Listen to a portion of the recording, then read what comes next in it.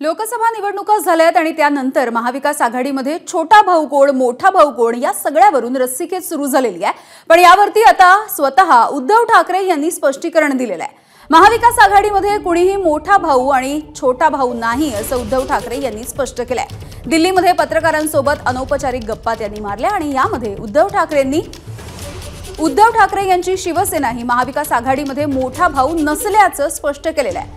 जागा वाटपावरती अजून महाविकास आघाडीमध्ये चर्चा झालेली नाही असंही उद्धव ठाकरे म्हणाले आहेत।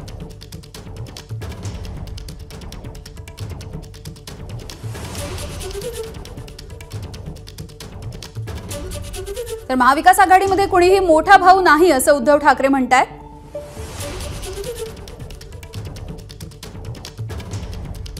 उद्धव ठाकरेंची शिवसेना ही महाविकास आघाडीमधला मोठा भाऊ नाहीये। समसमान जागा वाटपावरती भर देऊ असंही उद्धव ठाकरेंनी म्हटलंय। जागा वाटपावरती अजूनही महाविकास आघाडीच्या नेत्यांमध्ये चर्चा झालेली नसल्याचंही ठाकरे म्हणतात। अदानी टीडीआर मुद्द्यावरती तडजोड केली जाणार नाही। सत्ता स्थापनेसाठी महाविकास आघाडी एकत्र काम करणार असल्याचं सुद्धा उद्धव ठाकरेंनी स्पष्ट केलं आहे। अजून चर्चेचं आजपासून सुरुवात होते।